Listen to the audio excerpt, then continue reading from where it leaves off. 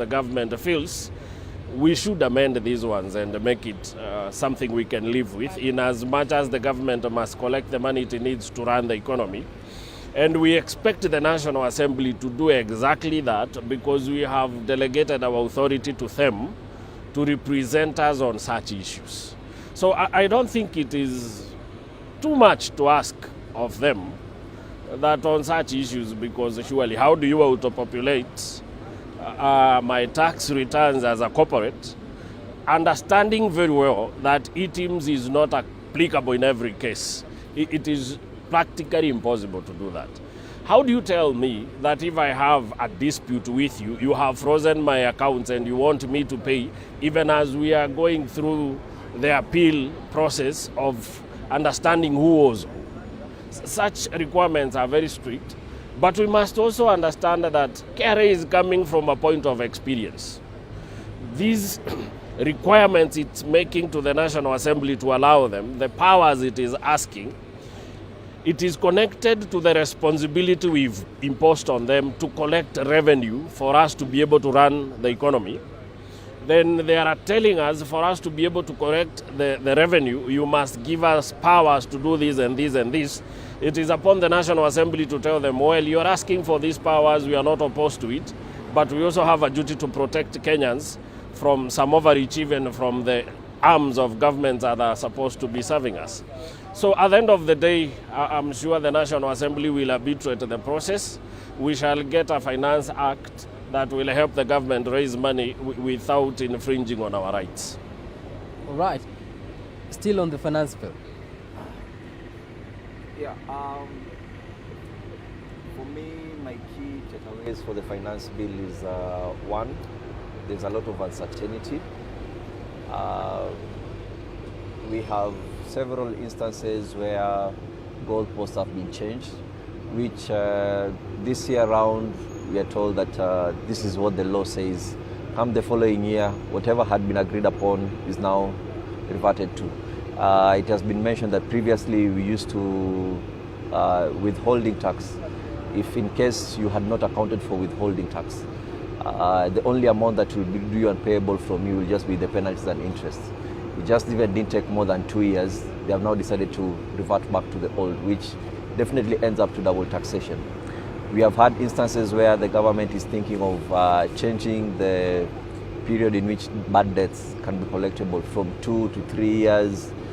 It creates a lot of uncertainty because most of the time businesses usually plan themselves based on the laws that are there.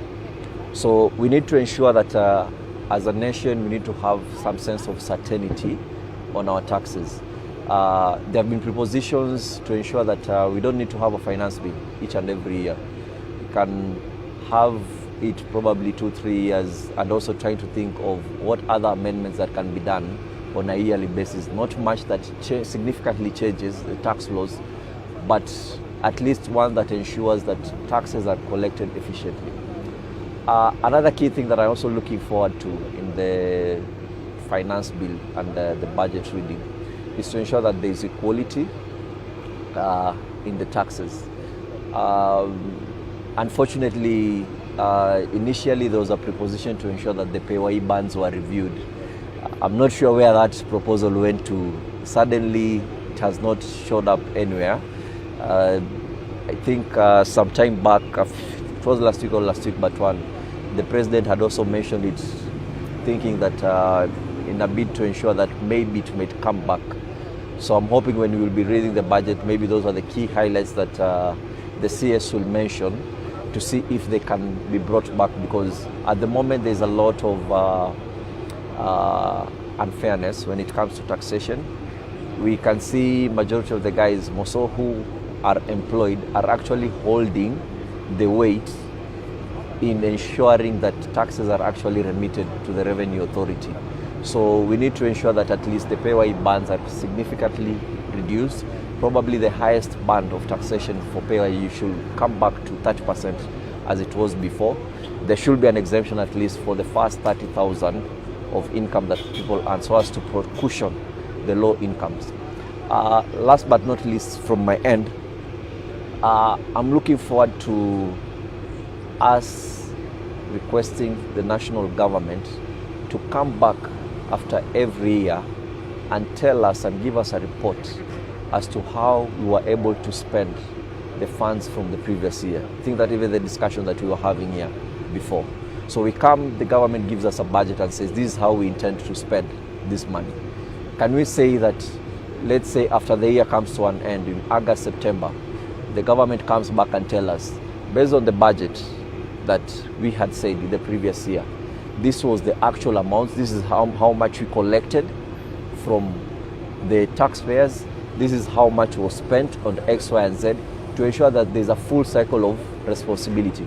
I understand that these records are definitely with KNBS, Kenya National Bureau of Statistics, but then it also needs to be made public and actually be tabled in Parliament for discussions, and also be made to be also a graceful event as the way as budget reading is, so that we as Kenyans also appreciate the fact that we understand how all the taxpayers' funds that were collected, how they have been used, at least at the end of each year.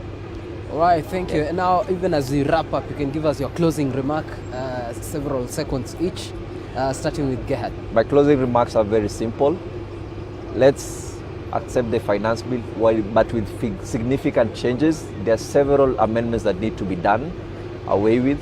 So we need to ensure that anything that hurts the economy or that hurts the common mwananchi needs to be effectively deleted from the finance bill. Well, my closing remarks is that we are looking forward to seeing what the minister has in specificity in terms of allocations to sectors, ministries.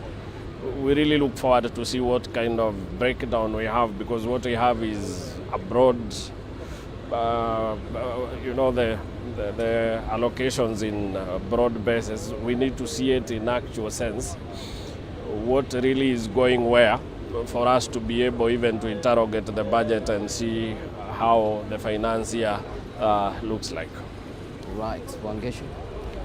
What I would say as my closing remarks, for the finance bill, I still stand. It should be rejected, because if you look at it point by point, all of them, they are punitive. Even increasing the excise duty, they are just increasing taxes. And I will just say, Winston Churchill said, you cannot overtax your people to prosperity. It's like stepping in a bucket and trying to lift yourself up by its handle. The reason why I'm saying that, by overtaxing people doesn't mean you will grow the economy. Actually, if you look at Kenya, they've never met their target. They've been missing their target, missing, because increasing the taxes, it's very counterproductive. The moment you increase tax on products, the trader shifts it, or the suppliers or manufacturers shifts it to the final consumer. So at the end of the day, it is Wanjiko who is feeling the pain, because he's the one who is carrying the tax burden. Number two, we've said you cannot freeze or you cannot put an agency notice on someone's account. You cannot be able to withdraw any money, yet you have an active court case. So I'm trying to say the finance bill is punitive. According to me, as a tax expert, it is not good, and this is not politics, it's what they have in the paper. So for me, I will advise, if the members of parliament are watching this and they are listening to this, the best thing they can do to Wanjiko is reject it. Because if they say they expurge the controversial clauses that we are talking about, it will just be left as a shell, because other things they are just clarifying. Hakuna kitu mzuri kwa hii finance bill. So if you are a member of parliament and you care about your people who elected you, reject this finance bill. It shouldn't go anywhere, because you and I know what is contained in it. And if you don't know, ask us, we will simplify it and give you a summary as to why we are saying it should be rejected in totality. Thank you. All right, to our panelists right here, thank you so much for joining us. From Gerhard Nudunyi, Kimani Mwange, CPA Wangeshi Waroe, thank you so much for making time. The conversation continues right here on K24 TV, and even as I hand in, I'd love to send you to Kisumu, where we have Guma on standby. Guma. Yes. Yes? Okay, it's a good morning in Kisumu County in the scorching sun of the lakeside city, where we are joining the conversations on the budget that is being read today by CS Treasury John Mbadi in the parliament later on in the day. And we are just here to take sentiments from the people of the lakeside city on what they feel about the today's budget and this year's budget, whether it reflects what they would want to be in that budget, or what are the issues of concern that they need to talk about on the budget, and whether the government is listening to the issues that the people are raising. Joining me here is one of the residents. Kindly come, unaweza anza na majina na utueleze wewe kuna nini unatarajia kwa hii bajeti ya siku ya leo, na kama vile unavyoangalia bajeti imeweza kutekeleza yale matakwa ya mwananchi wa kawaida. Kwa majina naitwa David Moi, mgaachi wa Kisumu. Kulingana na hiyo budget, sioni hiyo budget kweli imekuza mwananchi wa kawaida. Kwa sababu naona hiyo budget vile wanasema, alafu hiyo pesa pia wameweka sijini 4 trillion. Hiyo budget sijui kama imekuza mwananchi wa kawaida. Wananchi wa kawaida tunaumia. Maisha iko juu, tax ndio hiyo. Vitu mingi sana yenye inafaa hiyo budget kweli kama Mbadi kama anaweza kuiangalia vizuri, hiyo budget inafaa iguse kabisa mtu wa chini. Kwa sababu tunaumia. Hii government tulikuwa tunatarajia inaweza kuwa vile iko hivi. Tulikuwa natarajia hii government ikiingia vile iliingia hivi maisha itakuwa bora. Sasa hii maisha ni ngumu. Mwananchi wa kawaida anaumia. Hiyo budget najaribu kuambia Mbadi ajaribu kuiangalia kimakini sana. Iguze mtu wa chini kabisa, ule mwenye mama mboka na mwana boda boda, tunaumia. Kwa sasa budget tayari ishaandikwa na ile mswada itapelekwa bungeni yenye itajadiliwa na wabunge kuhusiana na bajeti ya mwaka huu. Wewe kama mwananchi ukiangalia bajeti ya mwaka huu na ile iliyopita, kuna tofauti yoyote? Kulingana na ile yenye ilikataliwa ile na sisi wa Kenya, tunaiangalia kwanza hiki makini kabisa. Tunaiangalia. Tunataka tuone kweli hii inagusa mtu wa chini. Kama itakuwa mbaya, kama ile yenye tulikataa ile, tena hii tutakataa tu, tutakubaliana nayo. Na wabunge wakae rada sana. Tunawaangalia polepole. Vile vile tumeona kuwa akina John Mbadi walikuwa pale kama wataalamu wakati kulikuwa na shida, wakati Gen Z walipoandamana. Unaona kuwa wametatua zile shida ambazo zilikuwa wakati Gen Z walikuwa wakiandamana, zimetatuliwa na hii mswada wa bajeti wa siku ya leo? Hii kulingana na Mheshimiwa Mbadi, kulingana kuongelea kuhusu hiyo msaada ya nini hiyo finance bill hiyo. Mbadi unajua simuelewi sana. Sijui ni kukosa mara siasa, mara huko anahubiri, sijui anaongea nini. Sasa sijui kusema kweli Mbadi hii msaada hii Wakenya wacha tuwaangalie kwanza, tuwaiangalie kimakini. Tutaongea mambo yetu baadaye.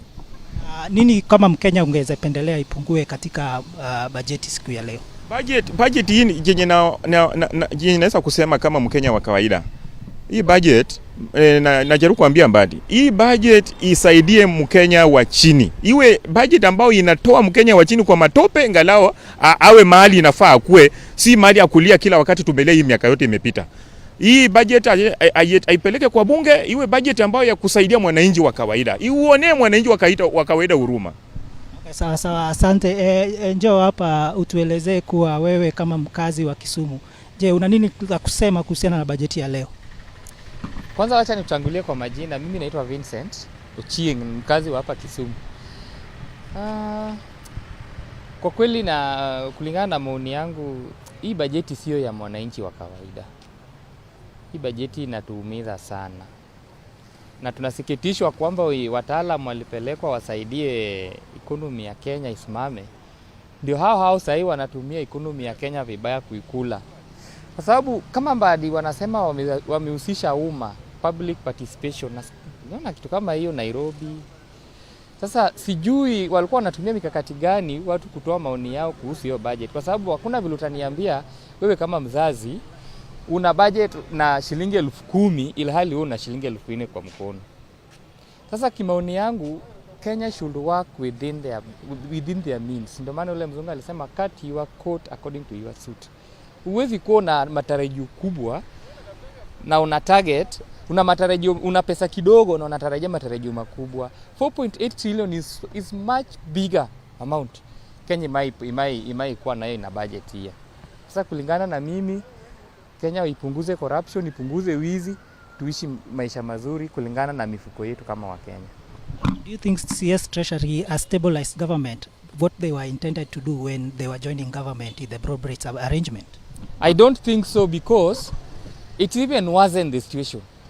On my own understanding, they were experts given to the states by former Prime Minister Raila Odinga to help. Lakini wamefika pale tumbo imekuwa, yani sasa wamefurisha, sasa ni tumbo inajazwa sasa. Yani mtu anatafuta tu opportunity ya kuingia pale ili kujinufaisha mwenyewe. Alafu wanakula wachache, wanaforce wingi waimbe tu tamu. Ni ngumu ndugu yangu, hawajafanya chochote hapo. La mwisho, unaweza sema nini? Kuna mabadiliko yoyote ama yale shida ambayo Wakenya wamekuwa wakililia kila mwaka wakati kuna bajeti, kuna yote umeona imetatuliwa kwa bajeti hii? Hakuna, wameongeza tu shida tena juu ya shida. Hawajatatua lolote, wameongezea shida. Na ni wajanja wanatumia midomo tamu, yani ni kama una beautify the wrong thing.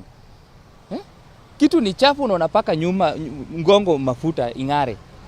Hii bajeti ya sasa ndio iko na makosa mingi zaidi. Na hizi vitu wameficha kwa uzuri ya maneno yenye wanaongelesha Wakenya.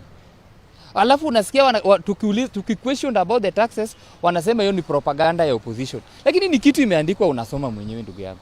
Mimi sioni kama imesaidia chochote. Asante sana. Those are just some of the sentiments from the Lakeside City, where the residents are saying they are not well satisfied with the current budget that is going to be read by John Mbadi later in the day. And also what they are trying to say is that the budget does not reflect the needs of the common man. It's more of an elite budget that forgets about the needs of the common man and the things that Kenyans have been agitating for. Even the ones that led to Kenyans to demonstrate during the 2024-2025 finance bill have not been tackled yet the way they thought they would be tackled. From Kisumu County, back to you in studio. Much Guma all the way in Kisumu County for getting the views of the residents there. Most of them continue to express displeasure with the Kenya Kwanza government, with the hard economic times, as we await that address from the Treasury CS, John Mbadi, this afternoon, where he's expected to read the budget for financial year 2026-2027. That is the highest so far in Kenya's history. That is 4.8 trillion Kenya shillings, and that has risen, increased at 1.92 from the previous budget 2025-2026. We will be looking at all the allocations, the different sectors when it comes to health, when it comes to education. But more importantly, what does this mean to ordinary Kenyans? Are they still going to grapple with the hard economic times? My name is Mombi Chege.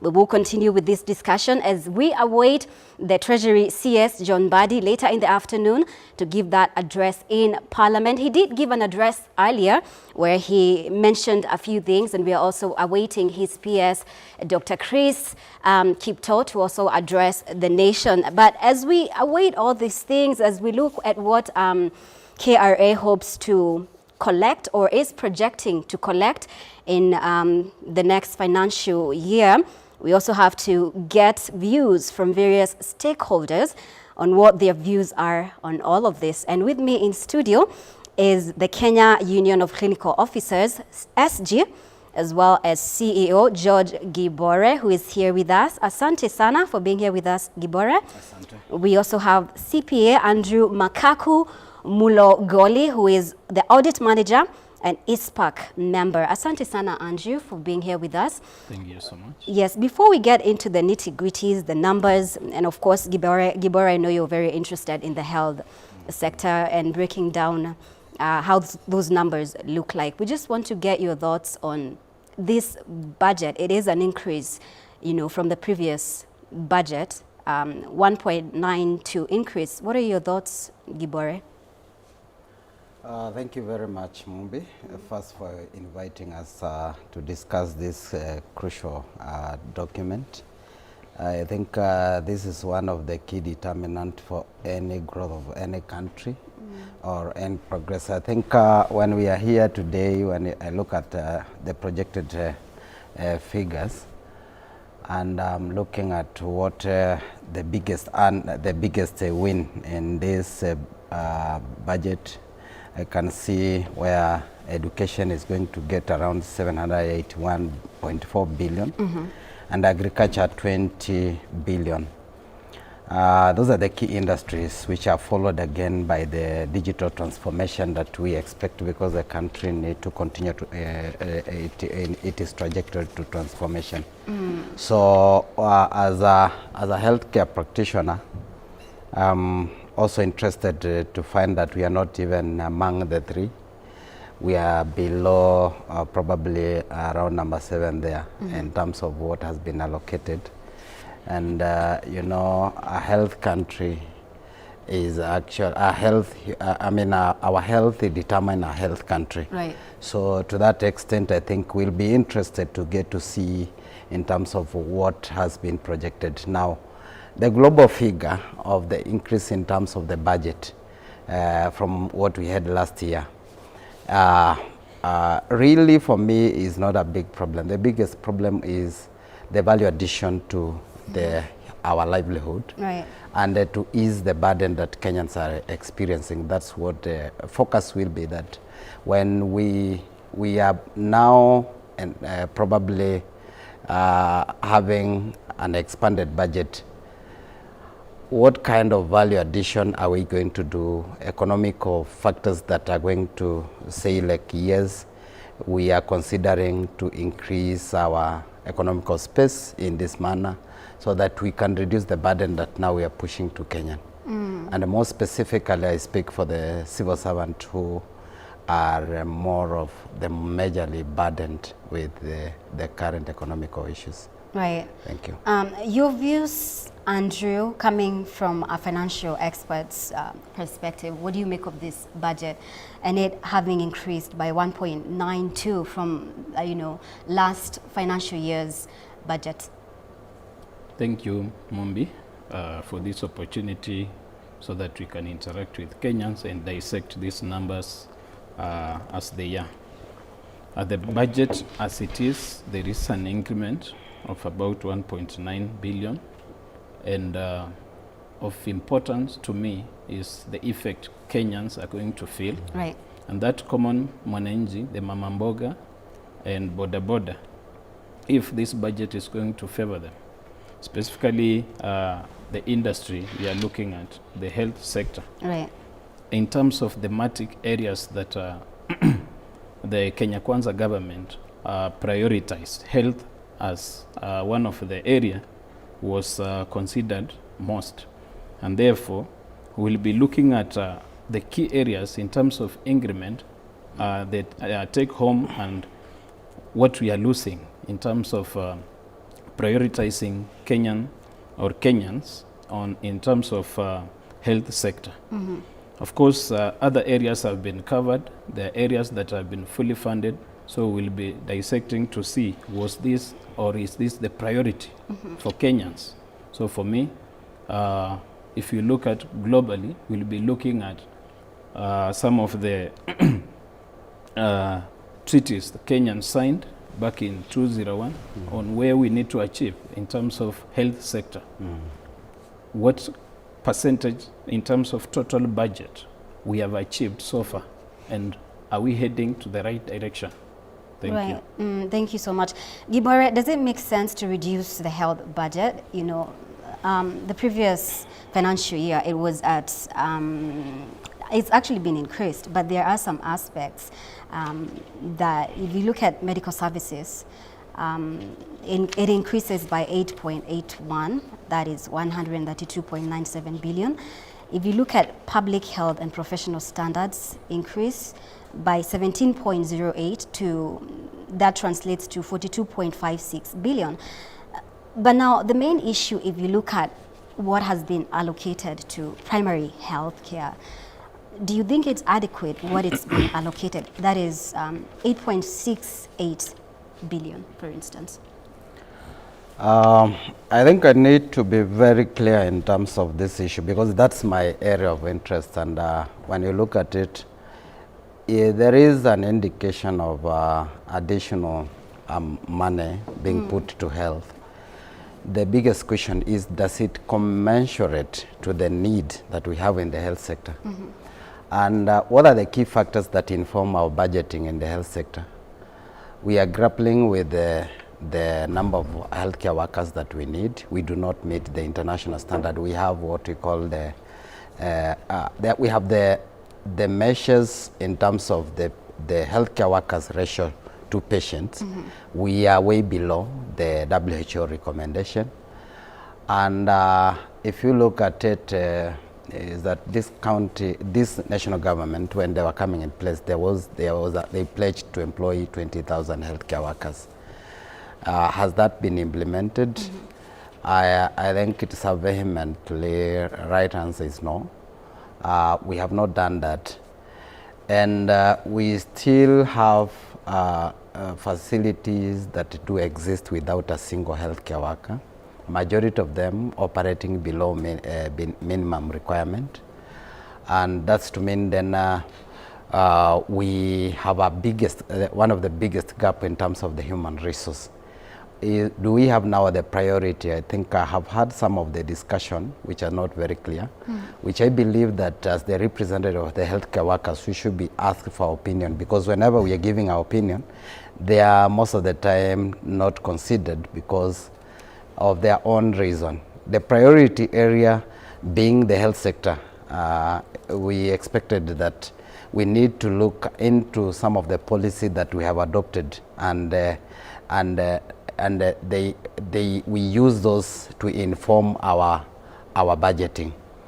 So in terms of percentage, we are doing very low, and I have pointed out to the human resource as the key indicator. And also we talk about public facility that currently most of the commodity are not available. You go to hospitals, we have informed them that the services is free, but there's no medication. The laboratories are operating minimally, there is no reagents. So you end up going to the hospital, you get a medics who will consult you, then send you to do the laboratory test outside the facility. Those are things that Kenyans are crying about, because your pronunciation about free services and the free primary services are not actionable. We do not really have not been factualized. So then, if there is complaint that we are still incurring a lot of cost out of pocket in the primary facility, then we need to get to see how to cap that. But lastly, on the issues of this is that Kenya has been relying a lot on our partners to run key programs, the HIV, TB, among others. And we know that most of our partners have been reducing their support on the key program, and of course the health sector. And led by the US, which has been giving us a lot of money through the USAID, and now that's not there. And that's why we are struggling, because there are staff who are left even without being attended. We have some of the staff who have not been paid close to 3 years, and they are still working after the USAID left. That is really painful, that we have a government that run a full financial year with staff serving and supporting you to offer services, but you cannot remunerate them. And you wonder what is that kind of cost, but you can see that still we have that problem. As much as I know is that I met the cabinet secretary, they are saying that they are considering now to adopt them, rather to pay them and give them permanent and pensionable terms. But I think that pain is it cannot really be the government cannot really justify why they can actually have people staff after being left by the partners to work without pay. Before you go on, Gibore, and we're going to go to our reporters, but just one point I want you to clear. Yes. You said you did meet with CS Mbadi and CS for Health. CS for Health, Aden Duale. Yes. So why would they not put this into consideration? Now, I think let me clarify. The people I'm talking about are the Global Fund staff. Global Fund staff were being funded by the name, as it suggests, was actually a partner. So we have the staff who are offering services across the country at the county level and the national government facilities. Okay. So when they left, the national government actually absorbed those who were under the national government. Okay. They left those who were under the county. Unfortunately, the agreement between the partner and the county, this country, was with the Minister of Health. Now, with that, these staff were seconded to respective county. So when now the ministry just consider the people under their respective facility leaving the others, and the county says, we didn't have an agreement with this staff. But unfortunately, these staff are placed at work, they are on duty rotas, and they continue working. Even when they are absent, they will be asked, where are you? By the same county that is now administering them. So that's why I'm saying that there was the whole confusion, especially the structure that we currently have, the two tiers of the county and the national government, really confusing the staff. Yeah. Okay, thank you. We're going to speak to our reporters for now before we get back. We're going to be going to Nyeri, if I'm not mistaken, and speak to our reporter Edwin Mbogwa, to just get views and expectations from Kenyans in that region ahead of that announcement by CS for Treasury John Mbadi on the budget financial year 2026-2027. Edwin, if you can hear me, what are the people saying there? Good morning to you, Mombi, and of course we are coming to you live from Nyeri town, and next to me are some of the residents ready to express or share their expectations ahead of this afternoon's budget presentation at the National Assembly, that is 2026-2027 financial year.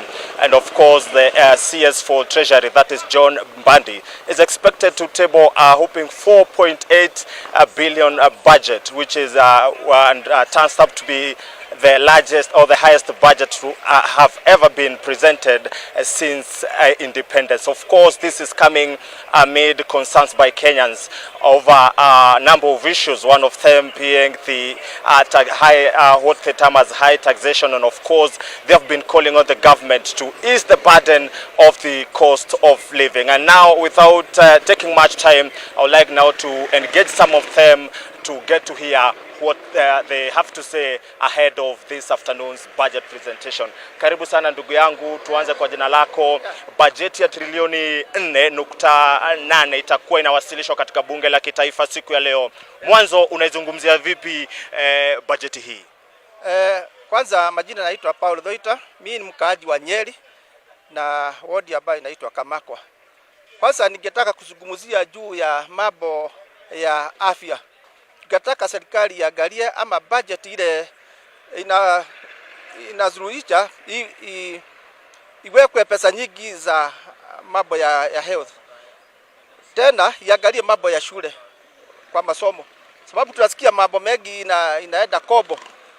Walimu hawajaandikwa, wale wa grade 10 hawajapewa permanent, na mambo ya VAT. Hiyo ndio mambo yale tungetaka kuzungumzia sana, sababu ndio inahusu kwa mwananchi wa kawaida. VAT inafinya watu zaidi, na inafinya sababu ikielekea namna hiyo kwa 16%, ingetaka kupunguzwa mpaka iwe 5%, ili mwananchi wa kawaida aweze kupunguza maisha ya vile anakaa. Tena tungetaka kuzungumzia mambo ya petroli. Petroli imekuwa juu sana. Hata serikali sijui inafanya nini. Hata wanabuge, wale watu wa parliament, sijui wanazungumzia nini kama hawaangalii mambo ya petroli kwa gari kwa nchi yote. Sababu Kila mtu ama biashara yote inategemea petroli. Kitu ikiletwa inategemea petroli. Watu wakisafiri, watoto wakienda shule wanategemea petroli.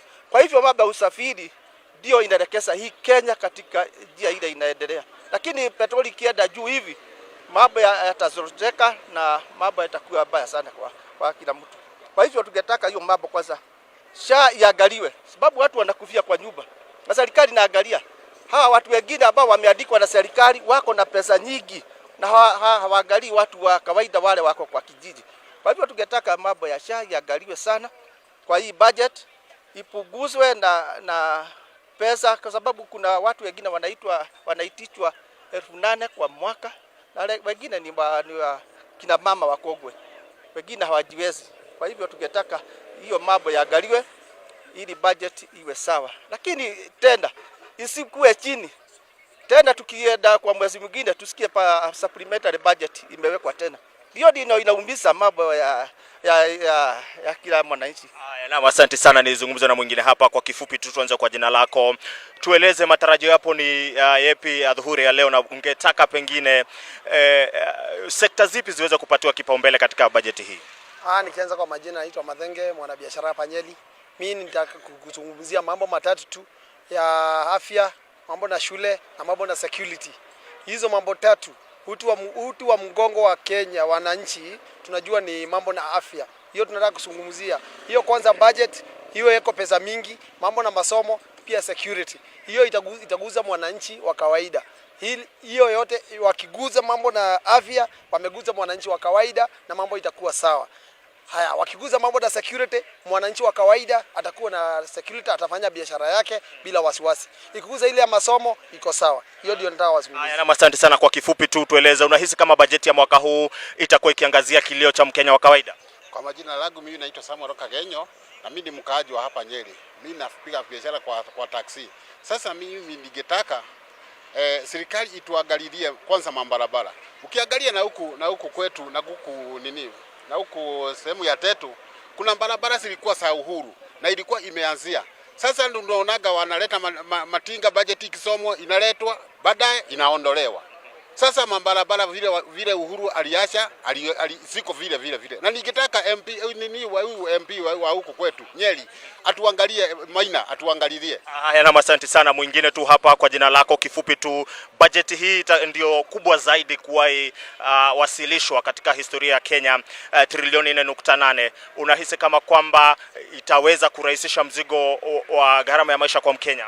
It is true. Mimi naitwa Steven Moneki, mkaaji wa Nyeri. It is true that it's a huge amount that is going to be represented in this Kenya, but mimi ningetaka kusema kulingana na vile hiyo pesa yote inatajwa kwa kila mtu anasikia ni pesa mingi, mimi ningetaka ikuje kwa mwananchi. Tusiwe tunahitaji tu kwa kusema tu na majina. Kuna mwingine anajua 4 trillion hajui zitakujaje kwa mashinani ndio isaidie mwana biashara, mwana Kenya yule afiru kama hiyo budget vile imesomwa na pesa mingi. Hata mimi nimeifeel kama wale watu wanakuanga huku mashinani pande hiyo, kama mwenzangu amesema hapo beleni, masomo, kitu inaitwa security na health. Unajua hizo vitu tatu, hiyo ndio uti wa mgongo wa mwananchi.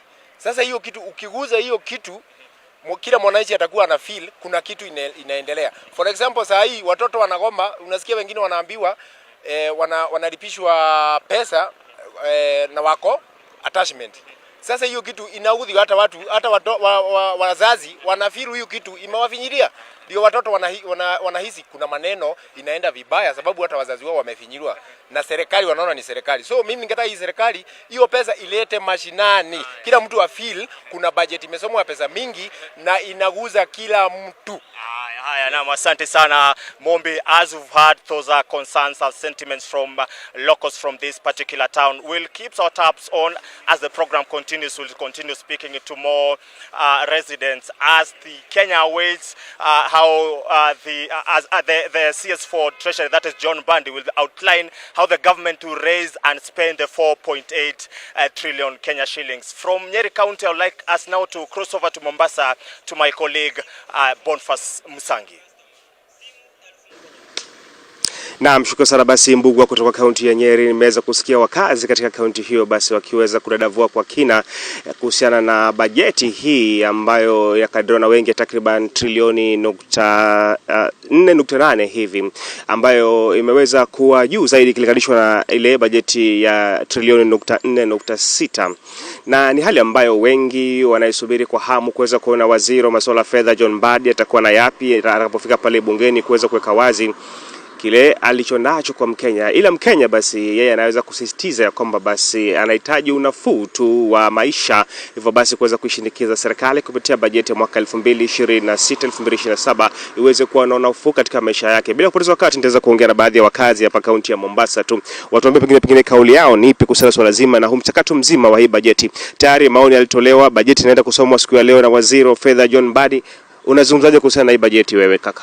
Naam, kwa majina naitwa Francis Auma, mimi ni mkazi hapa Mombasa, na nasikitika sana kama mlipa ushuru Kenya vile mambo yalivyo.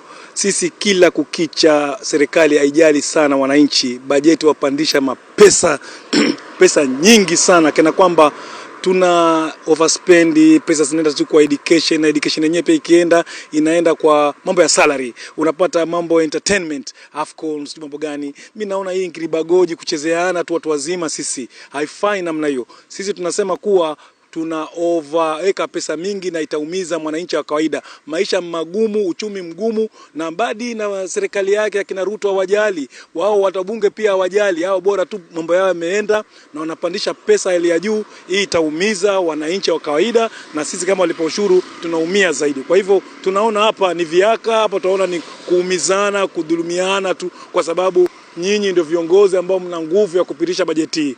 Sisi tunaona hii ni mbaya sana. Tumeweza kuona pia vile vile bajeti ya State House hivi ikiweza kutengewa takriban bilioni 12.6 hivi. Unaizungumzaje swala lile wewe? State House kila mwaka watumia karibu 20 billion. Hatujui chakula gani wanakula kule ndugu yangu. Angalia watu huku chini, hakuna facility upande wa madaktari, hakuna madawa, barabara si nzuri, infrastructure poor, tunaona elimu pia haija heavily watu university watoto kusoma kupata pesa za kusoma, lakini State House kwa sababu ni wao mabwenyenye, kwa sababu ni wao ndio viongozi, wanaweka pesa nyingi sana. Hii ni ufisadi na hakuna hata jinsi ya kuangalia accountability. Kuna gap kubwa pia kuangalia hizi pesa zitumika namna gani. Pesa yatumika vibaya, wanaweka kusudi ili waturambie ama watuibie sisi wananchi. Shukrani sana basi kaka, unazungumzaje kuhusiana na bajeti mwaka huu, swala la elimu, afya na pia vile vile swala la usalama humu nchini? Umeona serikali imeweza kuwekeza zaidi katika usalama humu nchini, intelligence, unazungumzaje? Naam, kwa majina ni Mathias Chipeta na mimi ni mkazi wa Mombasa, na maoni yangu ni kwamba serikali kwa sasa ingefocus kuhakikisha ya kwamba inaweza kupunguza gharama ya maisha. Yale yote ambayo tumeona katika bajeti hii ni budget yetu ni kuwa ime-increase. Ukiangalia yale ambayo yame-increase sio katika masuala ya production, ime-increase katika masuala ya expenditure. Unaangalia kama budget zile za State House, budget zile ambazo ziko katika county. Juzi tu tumeona chief officer mmoja amepatikana na pesa katika nyumba. Pesa hizi zilikuwa ni pesa ambazo zimeibiwa. So the government, instead of focusing on kuangalia jinsi wataweza kureduce corruption, jinsi wataweza kuincrease pesa katika masuala ya production, inaingilia katika masuala ya recurrent expenditure na kufurahisha watu State House. Watu wanaalikwa State House katika kongamano ndani ya State House. Hizo ndo zinaongeza budget ambazo Wakenya wanapitia. Kwa hivyo ukiangalia budget hii na ile iliyopita, ile ambayo tulifanya maandamano ya 2024, ile ya 2024 ilikuwa inaongeza gharama kwa Wakenya. Na instead of focusing on reducing the budget, sasa pia wanaendelea kufanya maisha ya Wakenya iendelee kuwa ngumu zaidi. Kwa hivyo ni muhimu wa kwamba kipengee muhimu ni kwamba wajaribu kufocus kupunguza gharama ya maisha. Naam. Asante kaka, basi wewe upata, nimeona kuna wadada hapa na warembo. Hatuna muda, lakini neno moja kwenu tu nyote tu kwa ujumla tuweze kuzungumzia. Tumeweza kuona pia vile vile upande wa upinzani, wale viongozi wa upinzani wakiweza kutoa bajeti yao takriban trilioni 4.3, wakisema hii ya trilioni nani hawa haitambui kwa sababu si mwananchi. Neno moja moja tuweza kurudi studio. Nazungumzaje kuhusiana na bajeti ama kipi ungependa kiweza kuzingatiwa? Haya, kwa majina naitwa Frida Atieno, mimi ni mkazi wa Mombasa. Shida si hata hiyo bajeti kusomwa. Shida ni wabunge ama hawa watu ambao wamewekwa kusimamia hizi vitu. Kutakuwa na accountability. Je, kutakuwa na accountability ama kutakuwa na ufisadi? Je, mwananchi wa chini ambaye yeye ndo anadhulumika sana, ambaye yeye ndo anatoa ushuru kwa uchungu, je, hizi services zote zitamfikia? Hilo ndo swala kuu ambalo serikali linafaa lilishughulikie. Asante. Swali zuri sana ile. Wewe unazungumziaje? Asante sana. Mimi kwa jina naitwa Mweupe Khalfani, mkazi wa Mombasa. Mimi kitu ambacho kimenishangaza ni ile pesa iliyowekwa pale ya 1.1, the difference, ile gap iliyoko baina ile pesa iliyoko ya saizi ya budget ambayo ni 4.78 trillion na kuna gap ya 1.1 trillion. Hii gap kulingana na serikali wamesema ni pesa ambazo wataweza kuzikusanya ndani ya nchi. Ikimaanisha kwamba ushuru mwingi tutakatwa sisi ambao tuna vijibarua vyetu na mwananchi wa kawaida, bidhaa zitapanda bei. Already we are suffering as Kenyans. We are no longer living a comfortable life. So we are asking the government, how sure are we that the services they are giving or they are providing are going to be much better compared to what we are receiving right now? Kwa sababu tunapofika hospitali hakuna madawa, madaktari wenyewe sio wote wanaopatikana, na pia huduma tunazozipata haziendani sawa. There is no value for money. That is all I can say. Asante. Hatuna muda, lakini neno moja kwa Gen Z. Mliweza kushiriki maandamano katika bajeti iliyopita. Sasa hii hali iko vipi na mnaambia ni serikali? Kwa majina naitwa Wendy Mishi na mimi ni mkazi wa Mombasa. Natumai kuwa bajeti hii itakayosomwa leo imetenga nafasi zaidi za vijana kupata kazi. Kwa sababu unapata kuwa vijana wengi tumesoma na tupati kazi, tukitafuta kazi hatupati. Vile tumekosa kazi vijana, tumeamua kufungua biashara, lakini bado mnatuumiza, tunakata ushuru kubwa.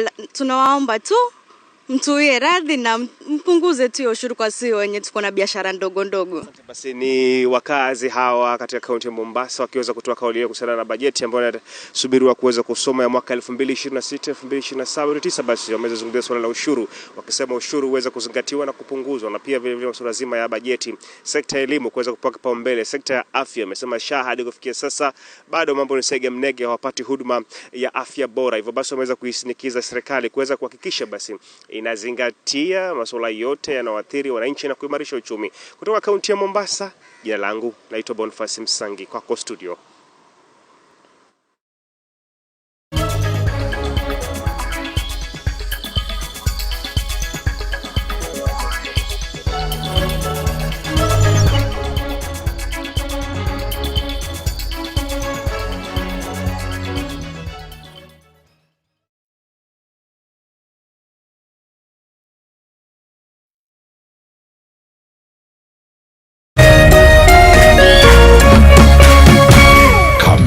TV Muthegi wa Rũrĩrĩ.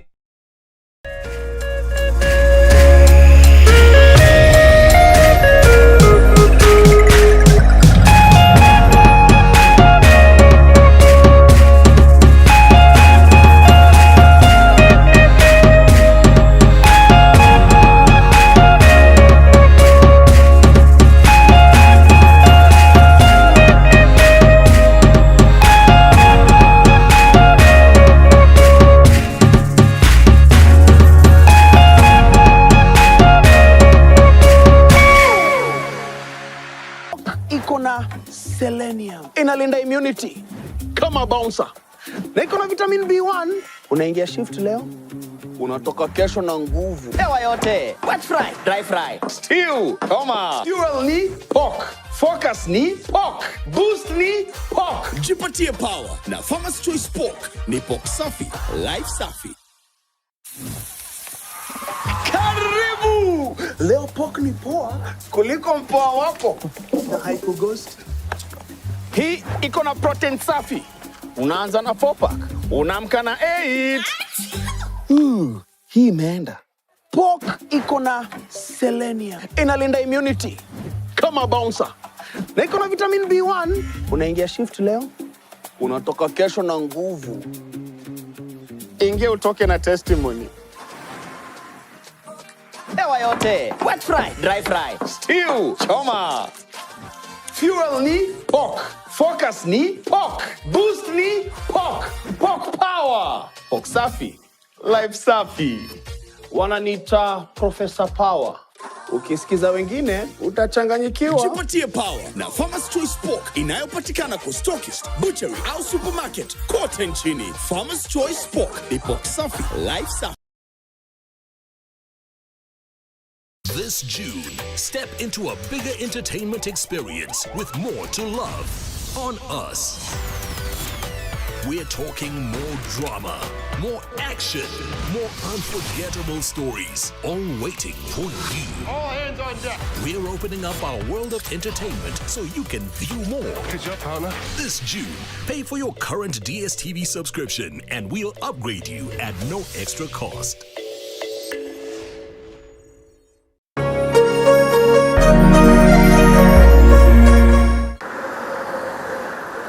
Gharama ya mafuta inazidi kupanda na shinikizo ni kwa wanaotumia magari kwa shughuli za kila siku. Nashaona tofauti ya kuendesha gari ya mafuta na gari ya gas. Lakini sasa kuna uvumbuzi unaoshika kasi kwa hisani ya autogas. Kutoka niwekewe gas niko na miezi 6 sasa.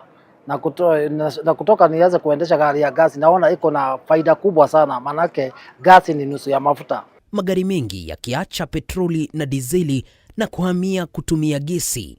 Pahali nilikuwa natumia petrol station nikiweka mafuta ya 4000, sasa hivi ninaweka 2000 na chapa the whole day. Lakini je, teknolojia hii ni salama kiasi gani? The safety of this system is too high compared even for that of petrol. Na inaweza kuwa mustakabali kwa usafiri nchini Kenya. Tunafaa kufanya kitu inaitwa education, just basic education about autogas, na to make sure kila mtu ame-understand. Usikose makala maalum kuangazia swala hili Ijumaa hii saa 3 usiku kwenye runinga ya Kameme TV.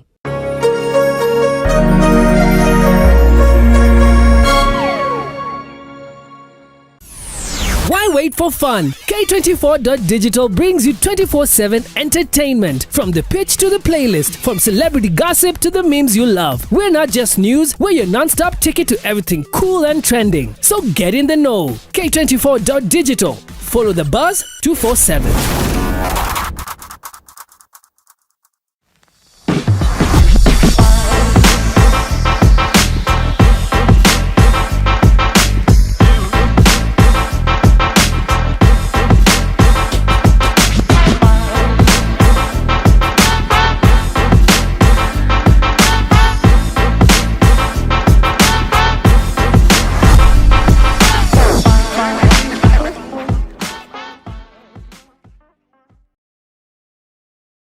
Fiscal framework for financial year 2026-2027. But for now, we are going to be crossing over to David Kagina, who is speaking to Member of Parliament for Kiharu Ndende Nyoro. Kagina?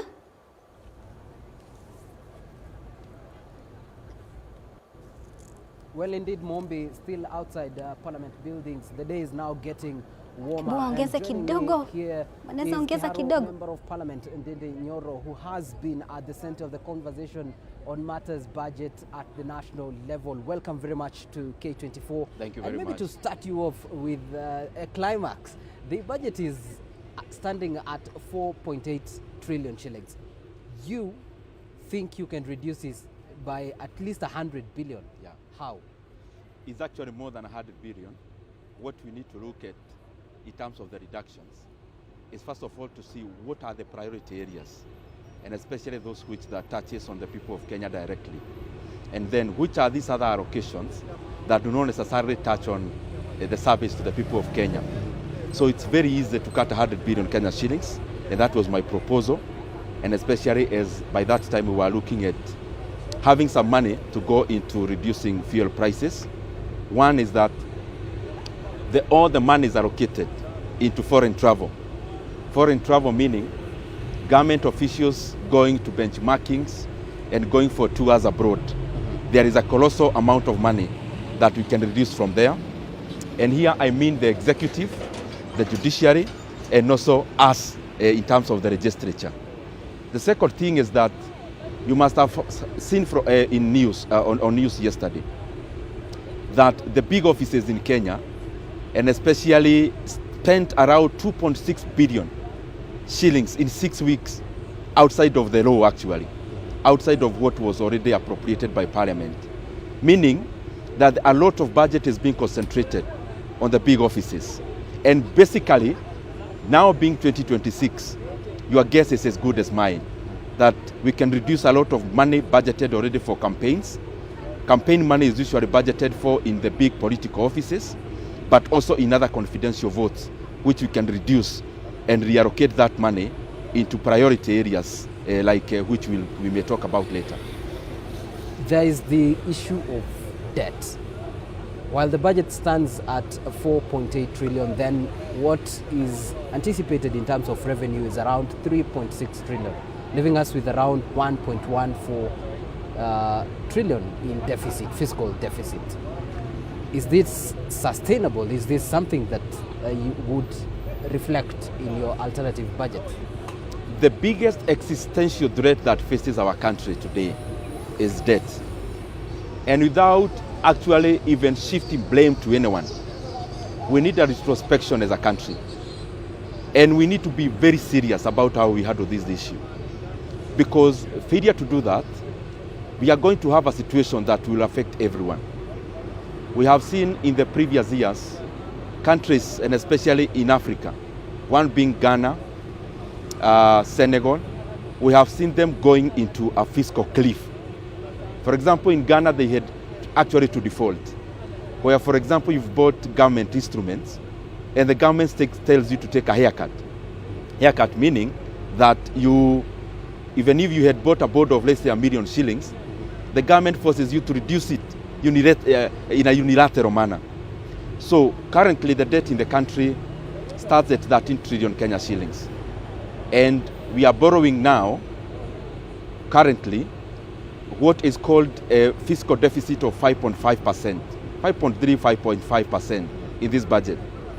But that is actually an understatement, because you are starting the budget. You look at the deficit when you are ending the year, not when you are starting. And you can write somewhere in reference, when we will have a supplementary budget, we will likely be amending to even borrow further. So the 1.1 something, I can bet by the close of the financial year, Kenya will borrow close to 1.5 trillion Kenya shillings. And that is why, in a day, we are likely to be borrowing around 4 billion Kenya shillings on net terms. Net terms meaning discounting the money we borrow to pay the previous loan. It's called refinancing. So we need to get very serious on this matter of debt, because once we get into a cliff and we slide, to get out of that takes many years, and it also is associated with a lot of pain. Pain of people taking haircuts, pain of pensioners losing out their money, pain of a decelerating economy, pain of a scattering exchange rate, pain in all parameters. And since we are in a situation where we can still retrospect and stop digging deeper, I would recommend highly that we do that as a country. And I can tell you, whatever thing we may want to do as a country, if we don't handle this issue of debt head on, we are likely to get a reset.